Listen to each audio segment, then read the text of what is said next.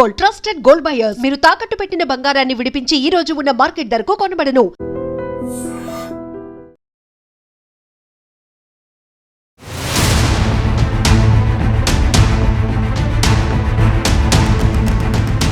చిత్తూరు నుంచి తీర్థయాత్రకు వచ్చిన బస్సు అల్లూరి జిల్లా మోతుగూడెం పోలీస్ స్టేషన్ పరిధిలోని చింతూరు వద్ద లోయలో పడి ప్రమాదానికి కారణమైనటువంటి ఈ దుర్ఘటనలో ఎంతో మంది ప్రాణాలు కోల్పోయారు. మొత్తం ఇద్దరు డ్రైవర్లతో పాటు ఆ బస్సులో తీర్థయాత్రకు 36 మంది ప్రయాణం చేస్తున్నారు. ఇందులో ఈ దుర్ఘటన జరగటంతో ఒక్కసారిగా అతి వేగంగా డ్రైవర్ నిర్లక్ష్యం వల్ల జరిగినటువంటి ఈ ప్రమాదమని ఇప్పటికే పోలీసులు ప్రాథమికంగా నిర్ధారించడం కూడా జరిగింది.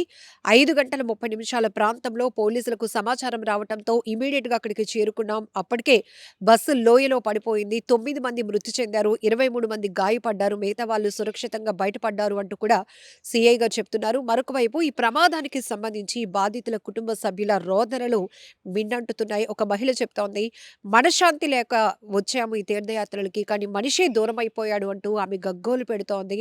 నా స్వామి చనిపోయాడు అంటూ ఆమె కన్నీళ్లు పెట్టుకుంటున్నటువంటి తీరు ప్రతి ఒక్కరిని తీవ్రంగా కలిచివేసింది.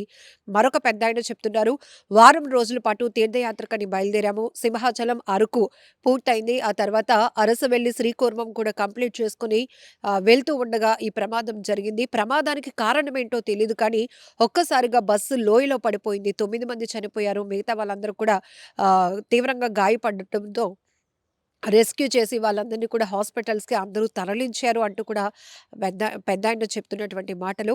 చిత్తూరు జిల్లా నుంచి తీర్థయాత్రకు వచ్చినటువంటి ఈ శ్రీ విఘ్నేశ్వర ట్రావెల్ బస్సు ఒక్కసారిగా బోల్తా కొట్టడంతో పల్టీలు కొడుతూ మరి ఘాట్ రోడ్ నుంచి లోయలో అలా అమాంతం పడిపోయింది.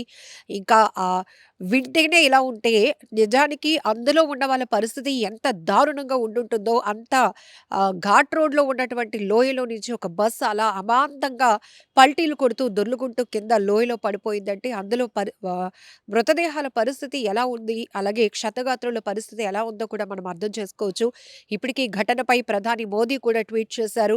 తీవ్ర దిగ్భ్రాంతి వ్యక్తం చేశారు. చాలా బాధాకరమైన ఘటన. తీర్థయాత్రకు వెళ్ళినటువంటి బస్సు ప్రమాదానికి గురి కావటం చాలా బాధ కలిగిస్తోందన్నారు. అలాగే ఇప్పటికే ఇందులో చనిపోయినటువంటి మృతుల కుటుంబాలకు, క్షతగాత్రులకు, బాధిత ప్రజలకు కూడా తన ప్రగాఢ సానుభూతి తెలుపుతున్నాను అని కూడా చెప్తూనే మృతుల కుటుంబాలకు 2 లక్షలు, అలానే క్షతగాత్రులు గాయపడిన వారికి 50,000 రూపాయలు కూడా పీఎం ఎన్ఆర్ఎఫ్ నుంచి కూడా రిలీజ్ చేస్తున్నట్టు కూడా మోదీ ట్వీట్ చేశారు. మరొకవైపు ఆంధ్రప్రదేశ్ ప్రభుత్వం కూడా అలర్ట్ అయింది. ప్రమాదానికి కారణం ఏంటో తెలుసుకునే ప్రయత్నాలు కూడా జరిగాయి.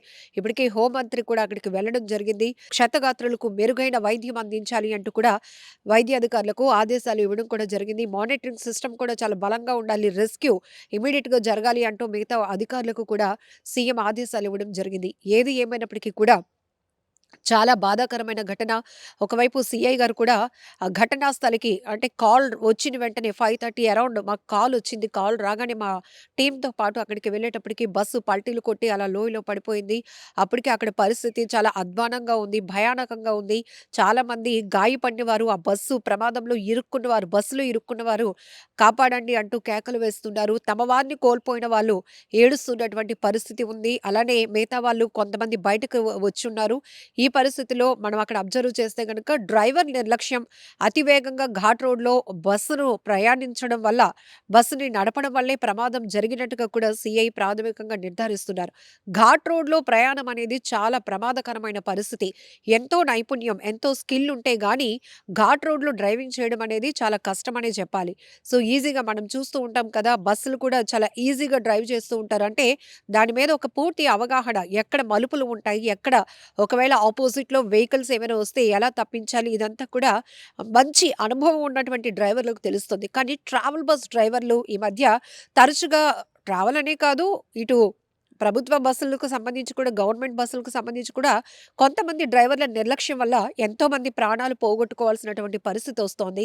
ఈ ప్రమాదంలో కూడా పాపం తీర్థయాత్రల కోసం చిత్తూరు నుంచి బయలుదేరినటువంటి వారంతా కూడా ఇలా ప్రమాదంలో తమ వారిని కోల్పోవడం అనేది చాలా బాధ కలిగిస్తోంది. మిగతా వాళ్ళు కూడా తలకి, కాళ్ళకి, చేతులకి, శరీరం మీద బలమైన గాయాలు అవ్వటం వల్ల వాళ్ళు ట్రీట్మెంట్‌లో ఉండి కూడా ఏం జరిగిందో చెప్పే ప్రయత్నం చేస్తూ ఉన్నారు.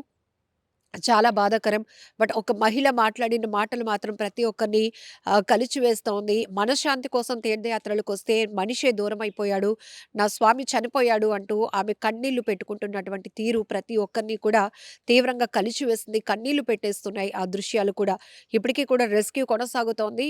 బోల్తా కొట్టినటువంటి ఆ ప్రైవేట్ ట్రావెల్ బస్సు పల్టీలు కొడుతూ లోయలో పడినటువంటి బస్సును కూడా బయటకు తీసే ప్రయత్నాలు జరుగుతున్నాయి. ఇప్పటికే పూర్తిగా గంటల పాటు రెస్క్యూ కొనసాగింది. స్థానికంగా ఉన్నటువంటి హాస్పిటల్స్‌కి క్షతగాత్రులను తరలించడం, మెరుగైన వైద్యం అందించడం కూడా జరుగుతోంది. మృతుల కుటుంబాలకు మాత్రం కేంద్ర ప్రభుత్వం, రాష్ట్ర ప్రభుత్వం ప్రగాఢ సానుభూతులు తెలుపుతూనే బాధిత కుటుంబాలకు అండగా ఉంటామని కూడా ఆర్థిక సాయం చేస్తూనే మరొక వైపు మెరుగైన వైద్యం అందించే విధంగా వారికి భరోసా ఇచ్చే విధంగా ఇప్పటికే వారు ఒక హామీ కూడా ఇవ్వడం జరిగింది. ఏది ఏమైనప్పటికీ కూడా ఈ స్థాయి ప్రమాదాలు అనేది ప్రజల్ని తీవ్ర భయభ్రాంతులకు గురి చేస్తున్నాయి. ప్రయాణం అంటేనే ఒక రకమైన పానిక్ ప్రతి ఒక్కరిలో కనబడుతోంది. వెళ్ళే వాళ్ళం, ప్రయాణానికి వెళ్ళే వాళ్ళం, బయటకి ఎక్కడికైనా వెళ్ళే వాళ్ళం, తిరిగి మళ్ళీ సేఫ్‌గా రాగలుగుతామా, వస్తామా అనేటటువంటి ఆలోచన ప్రతి ఒక్కరిలో అభద్రతా భావాన్ని పెంచుతోంది. ఎందుకంటే తరచుగా జరుగుతున్న రోడ్డు ప్రమాదాల తీరు చూస్తుంటేనే వెహికల్స్‌కి ఫిట్‌నెస్ ఉండటం లేదు.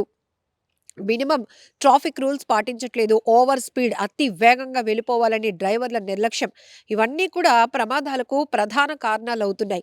పాపం అమాయక ప్రజలు ప్రాణాలు కోల్పోతున్నారు. ఇప్పుడు వీరందరూ కూడా చక్కగా తీర్థయాత్రలు ఆల్రెడీ కొన్ని డేస్‌లో కొన్ని కొన్ని చోట్లకు వెళ్ళొచ్చారు. ఆ మెమోరీస్‌ని, ఆ స్వీట్ మెమోరీస్‌ని, ఆ జ్ఞాపకాలను కూడా ఆ ఆధ్యాత్మిక వాతావరణంలో గడిపినటువంటి ఆ క్షణాలు, ఆ ప్రశాంతత గురించి కూడా వాళ్ళింకా ఫీల్ కాకముందే మరొక చోటుకి వెళ్ళేటప్పటికే ఈ ప్రమాదాలు జరగటం అనేది చాలా బాధాకరమైన విషయం. ఒక వారం రోజుల వరకు ఈ విధంగా వారం రోజుల వరకు రకరకాల ప్రాంతాలు చూసుకుంటూ వచ్చాము. నిన్న అరకు వెళ్ళాము, సింహాచలం వెళ్ళాము. అరసి వెళ్ళి శ్రీకాకుళం చూసుకొని ఈ భద్రాచలం వెళ్తుంటే ఉదయం అదే 4:30 గంటల ప్రాంతంలో బ్రేక్ ఫెయిల్ కావడం ఏం తెలియదు మాకు. బస్సు ఈ విధంగా పల్టీలు కొట్టింది. 9 మంది చనిపోయారు. ఒక 10-15, 20 మంది ఇంజూర్ అయినారు. ఒక 7-8 మంది సేఫ్ అయ్యారు.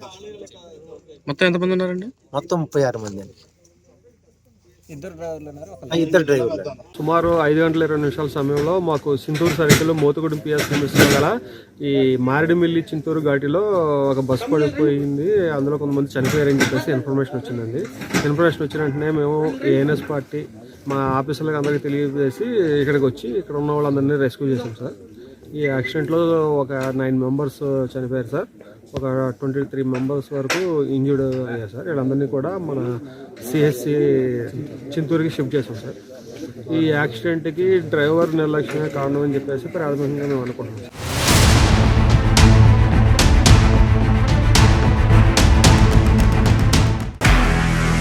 నిజంగా ప్రస్తుతం ఉన్నటువంటి సమాజం దేనికి ప్రయారిటీ ఇస్తుంది? ఆర్థిక సంబంధాల చుట్టూ మాత్రమే తిరుగుతోంది. మళ్ళీ ఎన్నికలంగానే చాలా విరక్తి కలుగుతున్నాం. మంచి అనిపిస్తుంది కదా, లేడీస్ కూడా ఛాలెంజింగ్ జాబ్స్ చేసినప్పుడు చాలా బాగుంటది. ట్రాఫిక్ అసిస్టెంట్స్ గా నియమించిన ట్రాన్స్జెండర్స్ అందరితో సాల్యూట్ చేయించుకుంటున్నారు. ఫుడ్ డెలివరీ ఇవ్వటానికి వెళ్ళినటువంటి డెలివరీ బాయ్ అనిల్ పై కళ్ళ ముందు